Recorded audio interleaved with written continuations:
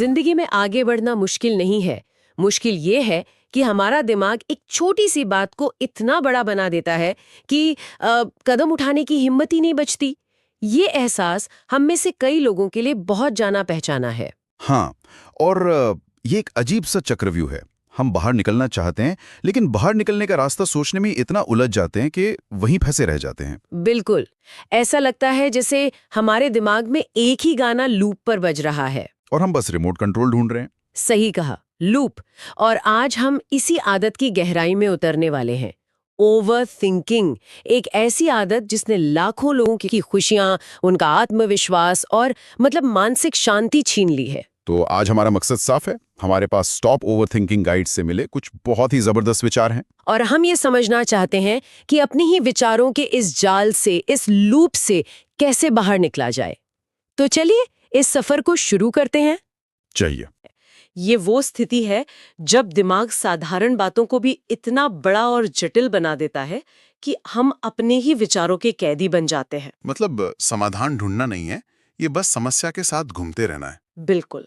स्रोत में इसका एक फॉर्मूला भी दिया गया है जो बताता है कि ये जहर बनता कैसे है। हाँ, और वो फॉर्मूला है चिंता प्लस शक प्लस डर और कल्पनाएं। ये चारों चीजें जब मिलती हैं तो एक कॉकटेल तैयार होता है। और इसका नतीजा क्या होता है? तनाव, रातों की नींद उड़ जाना, आत्मविश्वास में भारी गिरावट और अक्सर कोई फैसला ना ले पाना। यहाँ दिलचस्प बात यह है कि हमारा दिमाग ऐसा करता क्यों है? क्या हमारा दिमाग हमारा दुश्मन है? ये बड़ा सवाल है। स्रोत बताता है कि नहीं, हमारा दिमाग एक प्रॉब्लम मशीन की तरह काम करता है। ये इसकी प्रोग्रामिंग है।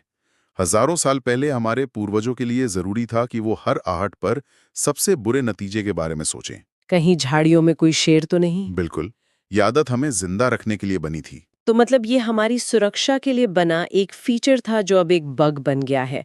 आज झाड़ियों में शेर नहीं है, लेकिन हमारा दिमाग एक मुश्किल ईमेल को भी उतना ही बड़ा खतरा मान लेता है। इसीलिए स्रोत में एक बहुत शक्तिशाली सलाह दी गई है। क्या? आपको अपने दिमाग को दुश्मन नहीं, एक टूल की तरह इस्तेमाल करना सीखना होगा। सोचिए, आपके हाथ में दुनिया का सबसे शक्तिशाली औजार है, लेकिन आपको उसका यूजर मैनुअल नहीं मिला। तो अगर आप उसे चलाना नहीं सीखेंगे तो वो आपको चलाने लगेगा। बिल्कुल, इसीलिए कहा गया है, दिमाग को चलाओ, उसे चलने मत दो।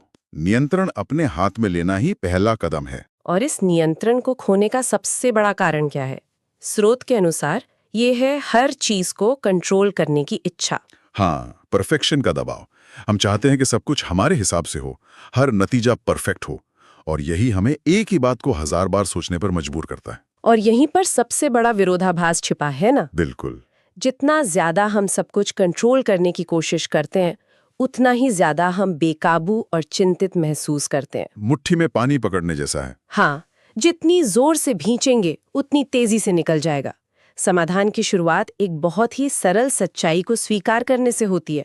हम सब कुछ कंट्रोल नहीं कर सकते। और लेखक कहते हैं कि जिस पल हम ये मान लेते हैं, दिमाग पर से एक भारी बोझ उतर जाता है। बिल्कुल। तो जब हम ये समझ जाते हैं कि कंट्रोल की यही इच्छा हमें फंसा रही है, तो अगला सवाल ये है कि इस फंदे से निकलने का पहला और सबसे असरदार कदम क्या हो सकता है? और इसका जवाब उतना जटिल नहीं है जितना हम सोचते हैं, बल्कि ये सोच का ठीक उल्टा है। हाँ, और स्रोत के मुताबिक ओवरथिंकिंग का सबसे बड़ा इलाज है एक्शन। बिल्कुल। मुझे वो लाइन बहुत पसंद आई। जितना सोचोगे उतना फंसोगे, जितना करोगे उतना निकलोगे। ये सुनने में बहुत आसान लगता है, लेकिन असल में ये काम कैसे करता है? देखिए, हम सोचते हैं कि पहले हमें सब कुछ समझ लेना होगा, पूरी क्लैरिटी चाहिए, फिर हम एक्शन लेंगे। हाँ। हम सही वक्त, सही मूड या सही सिचुएशन का इंतजार करते हैं। हाँ, जो कि ओवरथिंकिंग का ही एक रूप है। लेकिन स्रोत एक बहुत ही क्रांतिकारी विचार सामने रखता है। एक्शन क्लैरिटी बनाता है, सोचना नहीं। लेकिन ये थोड़ा अजीब नहीं है? बिना सोचे समझे काम करने से तो गड़बड़ हो सकती है। बहुत ही आम सवाल है। देखिए, सोचना प्लानिंग के लिए जरूरी है, लेकिन ओवरथिंकिंग प्लानिंग नहीं है।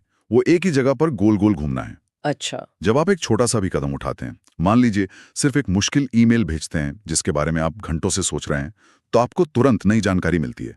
या तो जवाब आता है या नहीं आता। बिल्कुल। दोनों ही सूरतों में आपके पास अब सोचने के लिए एक नई वास्तविक चीज है, न कि सिर्फ आपकी कल्पना।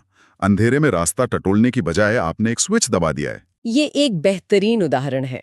लेकिन कई बार एक्शन लेने से पहले ही दिमाग इतना भरा होता है कि वो पहला छोटा सा कदम उठाना भी नामुमकिन लगता है। इसके लिए स्रोत एक दूसरा शक्तिशाली तरीका बताता है, अपने विचारों को लिखना। कहा गया है कि सिर्फ लिखने से ही ओवरथिंकिंग की 50% गर्मी कम हो जाती है। ये सच में काम करता है और इसके पीछे एक गहरा मनोवैज्ञानिक कारण है। जब विचार हमारे दिमाग में घूमते हैं तो वे हमारी पहचान का हिस्सा लगते हैं। जैसे मैं एक फेलियर हूं। हाँ, एक भावना की तरह, एक सच लगता है। बिल्कुल, लेकिन जैसे ही हम उसे कागज पर उतारते हैं, मुझे डर लग रहा है कि मैं फेल हो जाऊंगा, तो वो विचार हमसे अलग हो जाता है। अब वो मैं नहीं हूं, वो कागज पर लिखा एक वाक्य है जिसे मैं देख सकती हूँ, पढ़ सकती हूँ और चुनौती दे सकती हूँ। हाँ, और यही दूरी असल में आजादी देती है। बिल्कुल। और स्रोत ये भी बताता है कि क्या क्या लिखना चाहिए। सिर्फ समस्या नहीं, बल्कि ये 4 चीजें। पहला, आप असल में महसूस क्या कर रहे हैं। डर, गुस्सा या कंफ्यूजन। दूसरा, ये क्यों महसूस हो रहा है, असली वजह क्या है। तीसरा, आप इसके बारे में क्या कर सकते हैं, मतलब एक्शन स्टेप्स। और चौथा, और सबसे जरूरी, आप क्या नहीं कर सकते। ये आखिरी सवाल हमें उन चीजों को छोड़ने में मदद करता है जो हमारे कंट्रोल से बाहर है। ये सच में दिमाग से फालतू की फाइलें डिलीट करने जैसा है। और जब हम उन फाइलों को डिलीट कर देते हैं तो हम अपनी ऊर्जा उन चीजों पर लगा सकते हैं जो हमारे कंट्रोल में है। सही बात है। और तार्किक सोच की बात करें तो एक और तकनीक है जो सीधे हमारे डर पर हमला करती है। स्रोत इसे वर्स्ट केस इमेजिनेशन को चुनौती देना कहता है। हाँ, क्योंकि हमारा दिमाग हमेशा सबसे बुरी स्थिति के बारे में ही सोचता है। लेकिन एक चौंकाने वाला तथ्य ये है कि हमारे 90% डर असली नहीं होते, सिर्फ हमारी कल्पना की उपज होते हैं। ये हमारे दिमाग का डिफ़ॉल्ट सेटिंग है। ये हमें उन खतरों से बचाने की कोशिश कर रहा है जो हैं ही नहीं। इसे चुनौती देना बहुत ज़रूरी है। और चुनौती देने के लिए स्रोत हमें 3 बहुत ही सरल लेकिन शक्तिशाली सवाल देता है जो हमें खुद से पूछने चाहिए। क्या है वो सवाल? पहला, क्या ये सच में होगा? इसकी वास्तविक संभावना कितनी है, 1% या 90%? दूसरा, क्या ये पहले कभी हुआ है? अगर अतीत में 100 बार में से 1 बार भी ऐसा नहीं हुआ, तो आज ही क्यों होगा? ये तो बहुत तार्किक है। और तीसरा, जो मेरा पसंदीदा है, अगर हो भी गया तो क्या मैं इसे संभाल नहीं पाऊंगी? ये आखिरी सवाल हमें हमारी अपनी ताकत याद दिलाता है। ये हमारे काल्पनिक डर के गुब्बारे में सुई चुभाने जैसा है। दिमाग तुरंत शांत हो जाता है। बिल्कुल, ये तो हो गए तुरंत राहत देने वाले तरीके। लेकिन इस जाल में बार बार फंसने से कैसे बचे? अब बात करते हैं उन आदतों की जो लंबे समय तक हमारे दिमाग को शांत रखने में मदद करती हैं। हाँ, मतलब लॉन्ग टर्म समाधान। और इसमें सबसे पहली आदत है जल्दी फैसले लेना। ये बहुत ज़रूरी है, क्योंकि फैसलों को टालना ओवरथिंकिंग को खुली दावत देने जैसा है। दिमाग को एक खाली जगह मिल जाती है जिसे वो तुरंत डर और शक से भर देता है। इसीलिए स्रोत एक नियम देता है, छोटे फैसले जैसे रेस्टोरेंट में क्या खाना है 10 सेकंड में लें। 10 सेकंड? हाँ, मध्यम फैसले जैसे कोई ऑनलाइन कोर्स चुनना 10 मिनट में। और बड़े फैसले जैसे करियर बदलना 10 घंटे या 10 दिन की समय सीमा में लें। मुद्दा ये है कि एक समय सीमा तय करें। ये एक बेहतरीन नियम है, लेकिन यहाँ इसका मकसद जल्दबाजी में गलत फैसले लेना नहीं है ना? नहीं, बिल्कुल नहीं। इसका मकसद है छोटी छोटी बातों पर अपनी कीमती मानसिक ऊर्जा बर्बाद करने से बचना। सही बात है। हमारे दिमाग के पास हर दिन सीमित मात्रा में डिसीजन पावर होती है। और ये विचार सीधे अगले बिंदु से जुड़ता है, दिमाग को व्यस्त रखना। हाँ, जब दिमाग फैसले लेने और उन पर काम करने में व्यस्त होता है तो उसके पास फालतू सोचने का समय ही नहीं होता है। स्रोत में साफ कहा गया है कि खाली दिमाग शैतान का नहीं, ओवरथिंकर का सबसे बड़ा दुश्मन है। विज्ञान भी यही कहता है। हमारे दिमाग में एक डिफॉल्ट मोड नेटवर्क होता है। जब हम कोई काम नहीं कर रहे होते तो दिमाग का ये हिस्सा एक्टिव हो जाता है और हमारा मन भटकने लगता है। अतीत की बातों पर, भविष्य की चिंताओं पर। बिल्कुल, एक प्लान या रूटीन हमारे दिमाग को एक काम देता है, एक दिशा देता है। लेखक बताते हैं कि ओवरथिंकिंग तब तेजी से बढ़ती है जब आप खाली बैठे हो, आपके पास काम कम हो या आपकी जिंदगी में कोई रूटीन ना हो। इन सब चीजों का एक ही समाधान है, एक प्लान्ड दिन। एक व्यस्त और योजनाबद्ध दिन का सीधा मतलब है एक शांत दिमाग। और व्यस्त रहने के अलावा एक और आदत है जो हमारी मानसिक ऊर्जा को बचाती है, और वो है मानसिक सीमाएं बनाना, मेंटल बाउंड्रीज। ये बहुत जरूरी है। हम अक्सर हर किसी की बात, हर किसी की राय को दिल पर ले लेते हैं, चाहे वो हमारे लिए मायने रखते हो या नहीं। तो ये एक महत्वपूर्ण सवाल उठाता है, हम अपनी मानसिक शांति की जिम्मेदारी किसे दे रहे हैं? मानसिक सीमाओं का मतलब है ये तय करना कि किसकी बात सुननी है और किसकी नहीं। आप अपने घर में किसी को भी कचरा फेंकने नहीं देते तो अपने दिमाग में क्यों फेंकने दें? सही बात है। हर बात पर प्रतिक्रिया देना जरूरी नहीं है। बिल्कुल। ये बहुत जरूरी है। और अब हम आते हैं आखिरी और शायद सबसे जरूरी बिंदु पर, खुद को दोष देना बंद करना। हाँ, ये ओवरथिंकर्स की सबसे बड़ी और सबसे बुरी आदत होती है। हर गलती के लिए खुद को जज करना, खुद को सजा देना और एक ही गलती को दिमाग में बार बार दोहराना। और ये आत्मविश्वास को दीमक की तरह धीरे धीरे खा जाता है।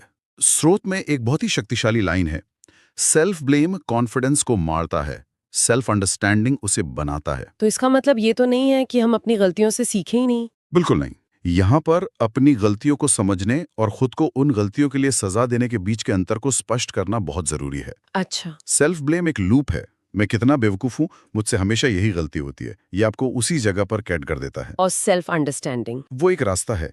ठीक है, ये काम नहीं किया, ऐसा क्यों हुआ, मैंने क्या सीखा, अगली बार मैं इसे बेहतर कैसे कर सकता हूँ। समझना विकास की ओर ले जाता है, सजा देना आपको उसी जगह पर फंसा देता है। तो ये एक बुनियादी बदलाव है, खुद के सबसे बड़े आलोचक की जगह खुद का सबसे अच्छा कोच बनना। बिल्कुल। तो अगर हम इस पूरी चर्चा का सार निकालें तो बात यह है कि आपका दिमाग आपकी जिंदगी को आसान बनाने के लिए है, बोझ बनने के लिए नहीं। लेकिन अगर इसे बिना किसी दिशा के, बिना किसी नियंत्रण के छोड़ दिया जाए तो यही दिमाग जो हमें चांद पर ले जा सकता है, हमें एक छोटे से कमरे में कैद भी कर सकता है। और सबसे जरूरी बात जो याद रखने वाली है वो ये है कि ओवरथिंकिंग कोई लाइलाज बीमारी नहीं है, ये आपकी पहचान नहीं है, ये सिर्फ एक सीखी हुई आदत है। और हर आदत को बदला जा सकता है। बिल्कुल। सही तरीकों, सही आदतों और थोड़ी सी कोशिश से कोई भी अपने विचारों के शोर को कम करके अपने दिमाग का मालिक बन सकता है। ये एक शक्तिशाली विचार है कि बदलाव हमारे हाथ में है। और इसी विचार के साथ हम अपने श्रोताओं को एक अंतिम सवाल के साथ छोड़ना चाहेंगे जिस पर वे विचार कर सकें। जरूर। इस पूरी चर्चा के बाद अगर आपको अपने विचारों के शोर को कम करने के लिए आज सिर्फ एक कदम उठाना हो तो वो कौन सा पहला और सबसे छोटा विचार होगा जिसे आप कागज पर उतारकर चुनौती देंगे?